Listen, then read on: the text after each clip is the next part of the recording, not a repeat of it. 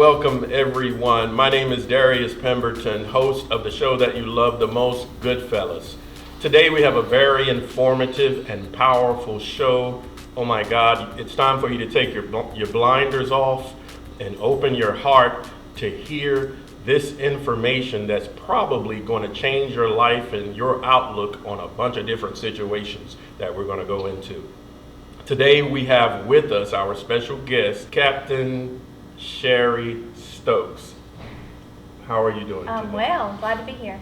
Now, as we begin, share with us what it means to be the captain of the Salvation Army and how you got that and, the ins and outs. Okay, so we oversee Wayne and Sampson County here, my husband and I, and we handle all social services for the Salvation Army. And we also have a family store that for us it brings in cash so that we can oversee and offer social services to our community. So all monies that are made at our family store, it helps with our social services. And then we also have a 16-bed men's shelter here in town. It's a 90-day program. We oversee that as well. And also we're pastors with the Salvation Army. Salvation Army is first and foremost a church. So we have all of those responsibilities, and we just try to do the best that we can. Wonderful. Now, going into the actual subject of what we'll be dealing with homelessness, one of my biggest issues is that we believe, or society believes, that people who are dealing with homelessness are just some trash, garbage people who are lazy and don't want to work and, don't want to put anything out to be successful and all of that. So we have distorted views of homelessness. And you and I were in a conversation and you said we put blinders on because when we see these people, we're like, oh God, I don't want to deal with them, but we don't know their situation. So give us your intake on homelessness and your definition of it, and some different things that you've shared with me concerning it. Well, the reality is that I think the statistic is 85% of Americans are one house payment away from being homeless. Once you miss that first house payment as a family, it's almost impossible. At least it feels like it's almost impossible to catch back up. In our men's shelter, we've had veterans in our men's shelter. We've had an 18-year-old that's a senior in high school in our men's shelter. And so homelessness looks different for so many people. There's so many different backgrounds. There's so many different reasons why they have gotten into a situation of homelessness. It could be that there's been a sickness within their family and they were swamped with doctor's bills and they couldn't make that rent payment or that house payment. And so they became homeless. We had one husband and wife. They moved in with his father. The father ended up passing away within just a few months. They thought his finances were fine. They thought he was covering the bills okay. Well, the husband ended up needing bypass surgery. And so he went to the hospital. He was in the hospital for about 3 weeks here at UNC Wayne. And while he was in the hospital, the house was foreclosed on because the father had not made the house payments that they thought he'd been making. The house was foreclosed on. This gentleman that had the surgery, he was also a veteran. Well, while he was in the hospital, the home was foreclosed on. The home was also broken into, ransacked. He got out of the hospital. They had to live in the car.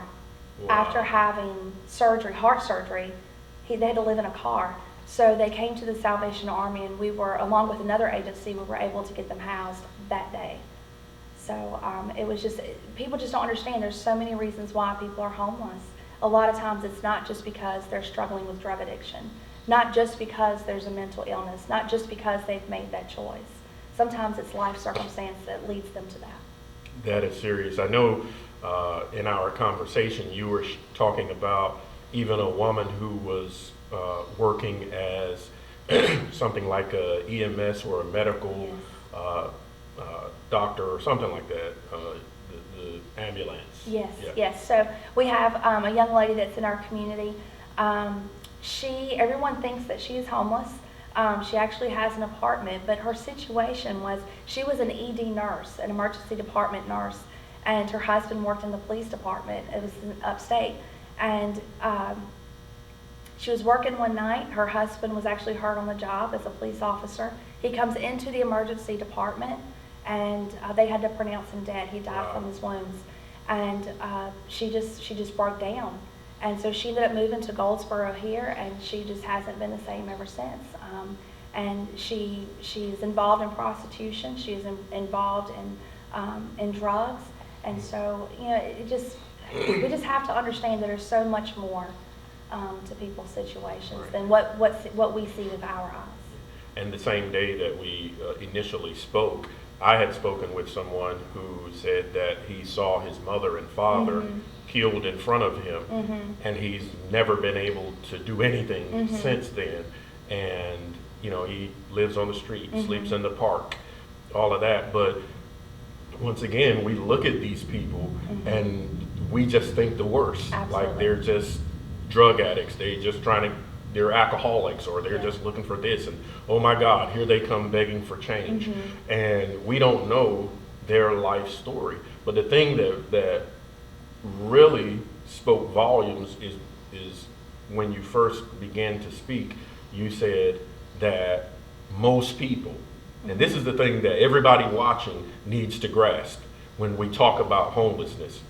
Just because you got your big fancy car and your big beautiful house, most of us are one payment away from being those homeless people. That's right. That's One exactly payment right. away and you lose your house. One payment and you lose that beautiful car. So, you know, what would you say to people that, you know, come into contact with these people on a daily basis, because you deal with them 24/7? Well, this is going to sound harsh, but when you are in the Walmart parking lot and you see someone that's panhandling, when you make that extra step to lock your door, they can hear that outside that car.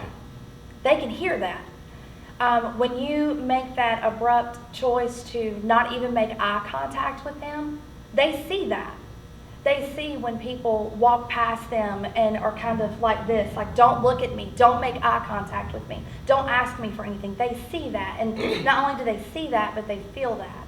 And so most likely in that season of their life, they have had to deal with being shunned away, of being excluded instead of included. They've felt that, of being ostracized. And that part is heartbreaking, because a lot of them, if you just give them a smile, if you just ask them, you know, how are you doing today? Or why are you in this situation? It gives them an opportunity to speak and to use their voice. We have one lady that lives in our area. Most of the time she lives on front porches or behind churches. Wow. And this is a very serious issue. This young lady has been on the street for, maybe 25 years. She struggles with alcoholism. This is real now, okay? It's real rough. She has a tendency to drink so much that she blacks out. She has been sleeping on front porches for so long and so intoxicated and gets blacked out. She is woken up in the morning with her pants around her ankles, with no idea of what has happened to her or who has been around her. And so when she wakes up in the morning, her body is sore. Her body is bruised. And she has no recollection of anything. And many of us can say, well, she's a grown woman. She should know better. She shouldn't be sleeping out on her front porch as a young woman. But you don't know her situation. You don't know what has led her to this. You don't know her story of sexual assault before and during while she had kids with her.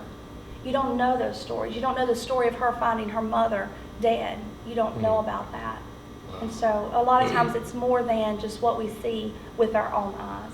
We had one man that was panhandling at the Walmart parking lot, and he held up a sign that said, need work or money or food. And a gentleman came up to him that works on base, and he said, I don't have any money I can give you. I can give you food, but I can give you a job so that you can buy your own food. He employed him right there.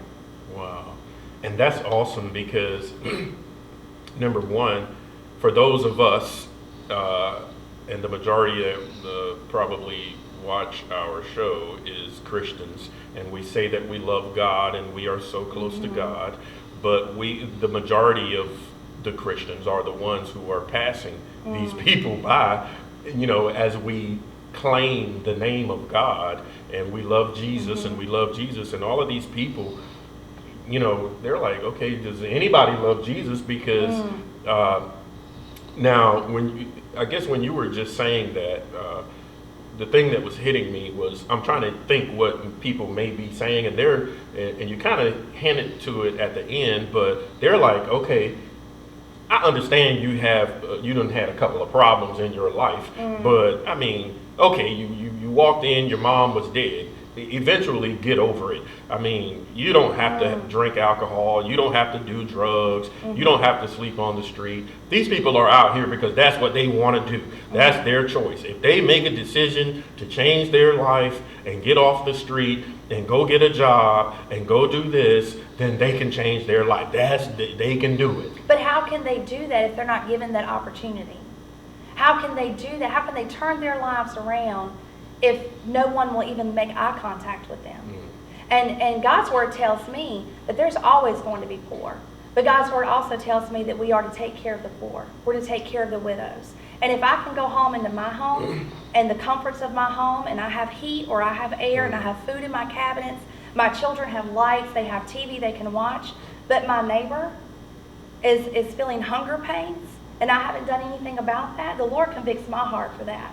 I don't know what he convicts your heart about, but he convicts my heart for that. And so I can't ride past someone that I know is in the cold, that doesn't have a coat on, or someone that's hungry, that is dealing with those hunger pains. I can't walk past them and not try to help them. That's why we do have a men's shelter. That's why, we do have our canteen that operates, it's a mobile kitchen unit, and we can go out into the community. We go here in Goldsboro and serve 200 meals just on Sundays. Wow. And that's a powerful impact. We go down into the homeless camps and sit with those people in their tents and converse with them and pray with them and love on them, provide them with basic hygiene items.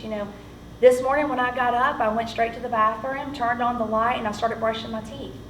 They don't have that privilege. They don't have that. And so a lot of our homeless friends, if you're thinking about a homeless woman, most homeless women, if they're at that age and they have a monthly cycle, they will stay near a public restroom because they don't have money to purchase feminine products. Or they may go into this, they may have to steal them if they don't have resources. I mean, that's just the honest truth. Right. And that's very difficult to understand. I don't think that I can imagine that for myself. And we are called to help other individuals. Right. And actually, you were sharing that, and I actually went out there, that in the woods,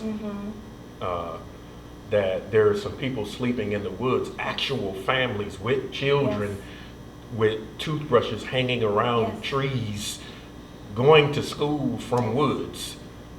I mean, it's real. It's super real. Yeah. And I think we have overlooked it for too long. We have shunned these people. Would you agree with me that the Bible says that Jesus would say that, hey, I was hungry and you didn't feed me? And they would ask him, well, when were you hungry and we didn't feed you? You know what I'm saying?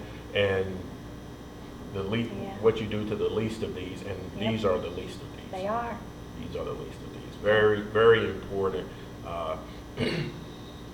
I hope that everyone is focusing in on what we're saying. We are nowhere near finished. We have a lot of stuff to cover. I don't want you to miss anything. So stay with us. We're getting ready to go to a commercial break, and we'll be right back with you to go a little deeper. At Sweet Aroma Hair Cafe, we provide the technology, design, expertise, and artistry to create a completely natural, totally undetectable hair restoration solution, which is non-surgical, that meets your specific needs and expectations, while having complete privacy, honesty, and respect. Don't be stuck on the side of the road. Call Easy Choice Towing at 919-396-8857.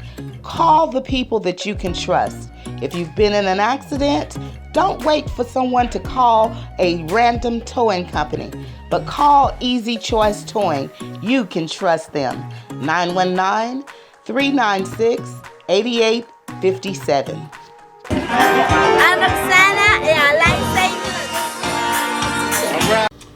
Welcome back, everyone. We're still here with Captain Stokes of the Salvation Army. We left off talking about the people, the homeless people, actually living in the woods. And I had the opportunity to go out there, and I've been to several in Raleigh, where actual families are living in the woods. Yes. So there are, we had a camp here that was in Goldsboro that was very well put together. We had one tent that you could walk into, and it was almost like you walked into a living room area. Wow. They had furniture in there. And then off to the other room was the bedroom. We do have homeless children in our area, in our community. Sometimes they live in cars. Sometimes they're at the Herman Park, or local parks. And something that I learned when we first moved to Goldsboro was that some of our homeless community will find safety in a cemetery. Wow. Because the police department has to go through and lock those gates every night. That's one of their responsibilities. And once that gate is locked, individuals know they're safe. So they can camp out in the cemeteries and won't be bothered. So, but we do have children, we have families, we have elderly that are homeless, we have singles that are homeless. And it's just very heartbreaking when you know that children are homeless but still going to school. Wow. You know, and sometimes when kids go to school, we don't really understand, and maybe they act out, and we really don't understand, why is this child not paying attention in class? Why is this child sleeping so much in class? Why is this child coming to school ill-prepared? They don't have pens or pencils or paper or even a book bag. It's time that we ask them those questions and say, how can we help you be more prepared? Do you need to have supplies here in class, you know, more than what we have already? But some of our children, they go through so much, more than what we realize. And again, more than what we can see with just our eyes. And this is an eye-opener, or should be, for anybody with any morals, any feelings, any emotion, any. Now, all of this should really be an eye-opener. Question, though, very serious question. In your expertise, how often do you hear or see of the teachers or the staff at the school recognizing or noticing or realizing that these children are actually homeless? Well, I was here in Wayne County specifically. We have a great team of teachers throughout the high schools, throughout the middle schools. One of their greatest assets, aside from the teachers, is their counselors that they have on site. Because as far as I know, each school has a counselor for each grade, which is so helpful. But I have seen where our teachers actually ask the students, you know, what's going on? You know, they just take them, separate them from the rest of the class, and just say, what's going on? Why do you not have pen and paper? Right. Why are you falling asleep in class? And a lot of times, sometimes those kids don't have people that are asking them those intentional questions, really concerned for Questions them. like they care. Yes, exactly. And so I have witnessed our teachers really pull those children aside and say, how can I help you be a better you? Right. And that's powerful in itself. But we have a great staff of teachers here in this area. We have had counselors from schools call us and say, do you have any more school supplies? Wow. Do you have any resources for these families? We had a counselor call that said, we've got children here that don't have coats. They're coming to school with no coats on, and we've had cold spells. How can the Salvation Army help? Our kids are coming to school with shoes that are too small or shoes that are torn and ragged. How can the Salvation Army help? And so we give them those resources. But sometimes it just takes asking a very pointed question. What's going on? And you mentioned earlier, well, in conversation with me, that a lot of us get it twisted because we think that homeless means that everybody is smelly and stinky and all of that stuff, and oh God, they look homeless. You know. That is not the case. You could be in Walmart and have a homeless person walk past you and not even realize they're homeless. Wow. Sometimes they are very well put together, you know, and that's just That's up to each individual, right? If they choose to be presentable. One of our ladies, she goes behind a church every day and freshens up. You'll see individuals in bathrooms, whether it's in Walmart or a laundromat or at the Salvation Army, cleaning up. A gentleman shaving. Do you know how much a difference a razor makes? Yeah. Just a razor. For a man to be clean shaven, it gives them dignity. If they have a job interview, it makes them look presentable, and that they take care of themselves and they'll be good, on a job site. So all of that can make a difference. But you can't always judge a book by its cover, and you can't judge a person by their face. So Now, talking about the children still, and you were saying earlier in the segment that the people can hear the doors locking. So what do we do in the situation where at the same Walmart we have a lot of human trafficking going on? We got a lot of crazy stuff going on. So I want to be helpful. Yes. I want to reach out, but I don't know who to. What would you say is the best way? You always want to use common sense, right? Right? Yeah. So I would not encourage, especially women, I would not encourage women to roll down their window and give someone something out of their car. I would not encourage that. Right. We have many people in our community that have Ziploc bags of goodie items like crackers, meat sticks, high protein items, peanut butter, maybe gloves, maybe chapstick in their car, but they don't give those items to them from their car. They'll take that bag, maybe have another person with them, and then deliver it to that individual. Wow. And Walmart parking lot is covered in cameras. Right. So you're in an open area, so that's a safety measure. And then also, a lot of people work during the day, but they see these individuals on street corners and they want to help them, but they don't know how. So utilize your resources in your community. So if you have a trusted agency in town that is doing homeless outreach, donate to them. Right. Donate your finances to them. So that way, like the Salvation Army, so that way they can have the flexibility to meet a need when it arises. And as far, as human trafficking, man, that's a heart-wrenching topic right there. It really is. I would encourage people to make sure that they are studying that topic on their own, because often the ideas that we have about human trafficking isn't always the true scenario of human trafficking. We have young women, we have young men, we have boys and girls as young as 12 years old and younger being pushed into human trafficking. And a lot of times they're come from a rough situation. Maybe the dad isn't at home, or maybe the mother isn't at home. And so an individual comes in and says, I'm going to give you a job so that you can provide more for your family. And so they're promised things. And that's hard. It's hard for them to make that choice. Right. Do I want to continue in this situation, or do I want to make sure that I'm providing for my family? So they get pulled in to this promise. And along with that often comes drugs. Along with that often comes prostitution. Now that is a super serious stuff. We have to do a whole nother segment on that. But I do want to know how our viewers can help. Sure. So there's always signs that you can look for. If you see a young lady and maybe she has bruises on her, that's one of the great things. One of the great signs. If she has torn clothing, you always want to make sure that you're looking for those signs constantly. Now, you're talking about how they can help the people. Yes. Okay. I was talking about how they can help you. Salvation Army. Okay. Yeah. So yes, helping us would be great. And again, those financial resources. Mm-hmm. If families, whether they're in human trafficking or dealing with homelessness, they are looking for food. They're looking for hygiene items, toothpaste, toothbrush, deodorant, things like that. If people in our community donate to the Salvation Army, they can contact us through our Facebook page. We have a donate tab there. It's the Salvation Army of Goldsboro, North Carolina. They can also send in cash donations to our location, which is 610 North William Street, Goldsboro, North Carolina, 27530.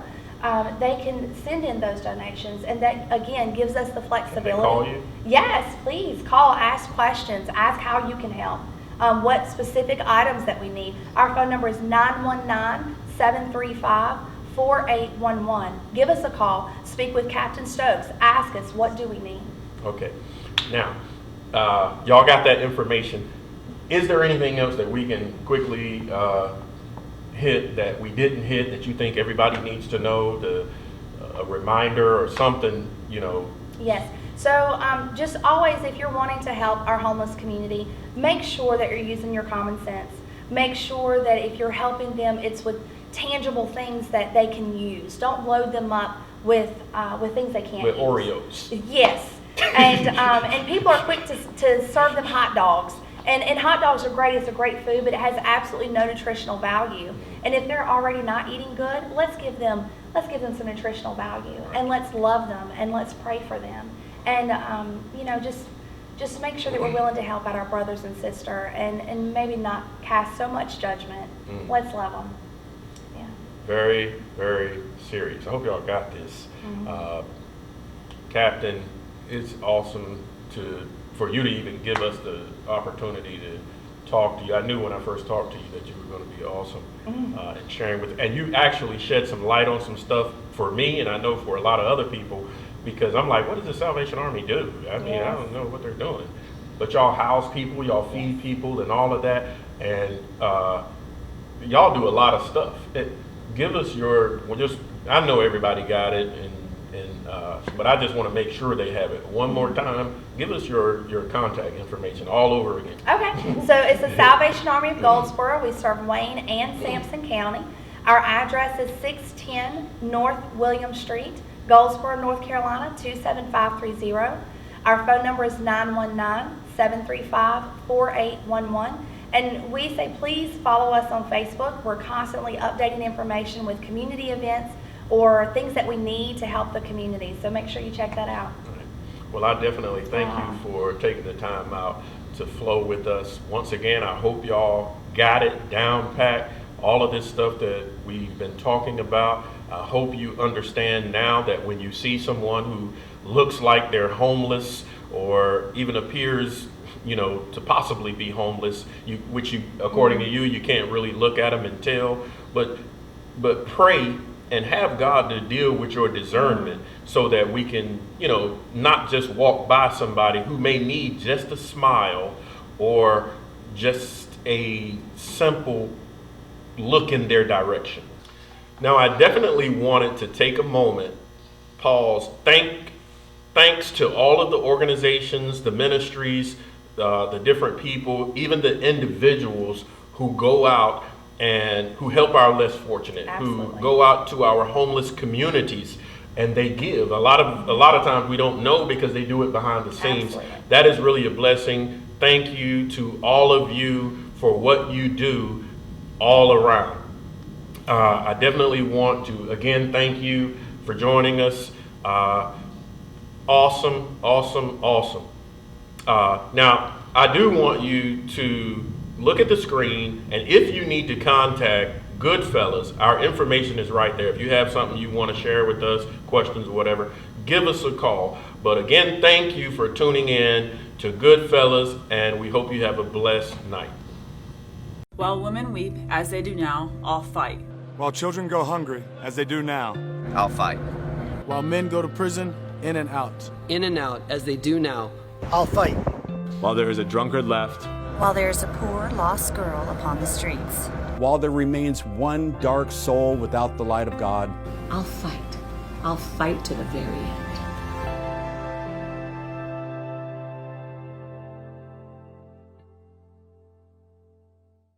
Hello everybody, I'm Scott Carter with Jackson & Sons Heating and Air Conditioning.